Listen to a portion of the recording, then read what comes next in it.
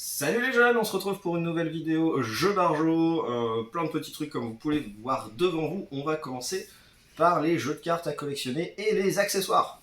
On a rentré du Replicant, on en a plein de nouvelles, hein, c'est juste que je les ai pas tous ramés pour pas passer ma journée à en parler, mais des grosses boîtes en plastique pour protéger vos cartes, vos decks, ranger vos decks dedans.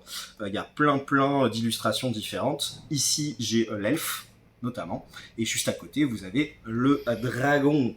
Des nouvelles boîtes du coup pour ranger, pour faire les malins quand vous allez au tournoi. Trop cool. Pokémon, pour les plus férus d'entre vous, il y a le nouveau coffret Pikachu V qui est sorti. Donc comme d'habitude, hein, un coffret avec une grosse carte promo, 4 boosters à l'intérieur, plein de choses, des cadeaux, des briquets, des stylos, tout ce qu'il faut pour jouer à Pokémon. On continue dans le jeu de cartes à collectionner. Cette fois-ci, on part dans l'univers de Yu-Gi-Oh! Avec les 3 nouveaux produits que vous pouvez voir juste ici. La réédition du coffret Or Maximum Eldorado. Donc c'est le coffret avec, trou de mémoire, les 4 boosters qui sont à l'intérieur. Je ne sais plus si c'était 3 ou 4, pardon. Les 4 boosters qui sont à l'intérieur. Le coffret qui avait plu à tous les joueurs de Yu-Gi-Oh! Que vous étiez en train d'attendre. Vous attendiez la réédition, la réimpression, pardon. Il est là. Si jamais vous le voulez, n'hésitez pas. Le nouveau deck de structure que vous arrachez comme des petits pains, il nous en reste déjà presque plus, presque pas eu le temps de pouvoir le montrer en vidéo, mais il est là. Si vous voulez, n'hésitez pas, j'ai oublié son nom, Albaz, deck de structure Albaz. Et pour finir, le premier chapitre des arsenals mystérieux, donc c'est prévu qu'ils sortent plusieurs boîtes comme celle-ci. Et celui-ci c'est le premier chapitre, donc à chaque fois il y a 2 boosters à l'intérieur et ça raconte, enfin il y a les cartes qui sont à l'intérieur racontent un petit peu plus l'histoire de l'animé. Si jamais ça vous intéresse, n'hésitez pas. On va passer au jeu de société, lequel commencer, les deux me hype, je ne sais pas, je suis perdu. Allez, on va commencer par les Hidden Games, juste ici. Les 2 premières boîtes du coup de Hidden Games, nouveau jeu d'enquête. On peut jouer de 1 à 6 joueurs comme la plupart des jeux d'enquête, c'est environ 2 heures pour résoudre l'énigme. Ce qui va changer, c'est ça qui compte. Au début de l'enquête, c'est marqué juste au dos. Vous allez devoir rentrer votre petite adresse email ou alors un numéro de téléphone sur leur site internet. Une fois que c'est fait, vous ouvrez la boîte. Et à l'intérieur, vous avez une belle petite enveloppe. Alors là, l'enveloppe est déjà ouverte parce que c'est mon exemplaire, du coup, il a déjà servi. Dans cette enveloppe, vous avez plein de choses, vous avez plein de matériel, et vous vous débrouillez juste avec ça pour résoudre l'enquête. Vous pouvez avoir des photos. Il y a une lettre déchirée. C'est pas moi qui l'ai déchirée, elle était comme ça à l'intérieur. Il y a un courrier qu'on a reçu. Il y a une petite note, un petit mémo. Il y a des factures, il y a des lettres manuscrites, des plans. Vraiment plein de choses. Une lettre de refus, un report de refus, etc. Il y a plein de choses à l'intérieur. Avec ces éléments, et seulement ces éléments, vous devez vous débrouiller pour résoudre l'enquête, savoir ce qui s'est passé, résoudre l'affaire. C'est une cold case, pardon, je ne vais pas préciser, donc une affaire qui n'avait jamais été résolue. Vous allez vous débrouiller juste comme ça pour résoudre l'enquête. Petite particularité du coup, si vous avez un menu, donc je sais pas si je me souviens plus s'il y en a un dans celui-ci, mais s'il y a un menu que ça parle d'un restaurant, bah vous pouvez peut-être chercher le restaurant sur internet. Peut-être qu'il y a quelque chose sur ce restaurant, peut-être qu'il y a des indices qui traînent. En fait, ils ont été très loin. Ils ont créé des profils sur des réseaux sociaux, ils ont créé des profils sur Google, sur des sites internet, etc.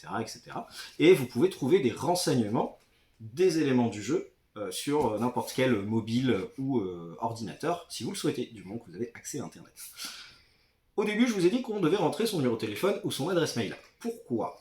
Le jeu est bien fait, il y a eu plein de tests, et il y a un moment du jeu où forcément, comme n'importe quel jeu d'enquête, on pédale un peu dans la semoule. Et là, magie, vous allez recevoir un mail qui vient de nulle part, ou un SMS qui vient de nulle part, qui fait partie de l'enquête et qui va vous propulser, vous permettre de résoudre, de finir l'enquête, savoir ce qui s'est vraiment passé.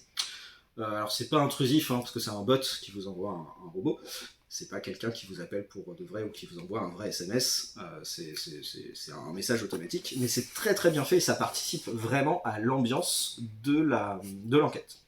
Pour l'instant, il y en a 2 qui sont sortis. vous avez l'affaire de Bourg-le-Petit, et vous avez le diadème, que je me souviens jamais de son nom, le diadème d'Amaryllis. C'est les 2 premières enquêtes qui sont sorties. Au vu du succès en Allemagne, on ne doute pas qu'il y en aura plein d'autres qui vont suivre. Ah, petit plus, je vous ai pas dit du coup, Hidden Games, le nom du jeu, c'est une structure d'escape game en Allemagne. Du coup, ils ont l'habitude de faire ce genre de jeu, ils sont vraiment, c'est vraiment des gens qui savent faire, ils sont habitués de faire du game design sur ce genre de truc, et c'est vraiment un bijou. Moi j'ai adoré, j'ai trop hâte de faire la seconde, que je n'ai pas encore faite. Je rangerai tout ça tout à l'heure, mais je vais vous parler d'un gros bébé Ultimate Railroads. Pour les plus vieux d'entre vous, c'est la réédition collector de Russian Railroads qui était sortie il y a une dizaine d'années à peu près. C'était ZenMad Games qui avait sorti ça, qui l'avait localisé. Et le jeu avait fait un tabac énorme à l'époque parce que c'est un petit bijou. Dans Russian Railroads, du coup, on va gérer notre gare de Moscou et on va gérer 3 lignes de train. Donc il y en a une qui va à Kiev, il y en a une qui va à Petrograd et la dernière j'ai oublié donc je ne vais pas vous la dire, mais vous avez 3 lignes de train à gérer. Vous allez améliorer vos lignes de train, les rendre de plus en plus efficaces, que ce soit en améliorant vos wagons, en améliorant les rails, etc., etc. Vous faites en sorte de vous développer le mieux possible. Vu que le jeu avait fait un tabac, il y a plein d'extensions qui étaient sorties. Il y avait American Railroads, trou de mémoire, pardon, German Railroads, et la version solo qui était sortie. Ils ont fait un gros coffret, tout est à l'intérieur. Vous avez la version solo, la version Allemagne, la version Russie, la version États-Unis, plein de nouvelles cartes promo, plein de choses. Vraiment, ils ont assuré, très belle édition, foil, ça brille, c'est toujours mieux quand ça brille. Et très important, nous avons la photo de l'auteur avec son chien. Et ça, franchement, c'est un petit plus. Hein. Petite histoire de Helmut Oley et une photo de son chien. Très important. Voilà pour ce jeu. Honnêtement, si vous êtes gros joueur, amateur de jeux qui sont prises de tête, allez-y, c'est une valeur sûre. Pour finir, je ne sais pas si vous êtes au courant, mais la semaine prochaine, il y a la nouvelle extension Magic qui va sortir, qui s'appelle Les rues de la Nouvelle Capenna. Les rues de la Nouvelle Capenna, c'est la nouvelle extension Magic, donc comme d'habitude, ils font des avant-premières. Les avant-premières, c'est là, ce week-end. La première, c'est ce soir. Ensuite, il y en a une demain, enfin, il y en a 2 demain, il y en aura une dimanche. Et ça se passe au bar Jeux Barjo à Bordeaux, si jamais ça vous intéresse. N'hésitez pas à rejoindre nos réseaux sociaux. Et du coup, vous pouvez vous inscrire directement dessus. On est sur à peu près tout ce qui existe de plus classique, on va dire. YouTube, parce que vous êtes là.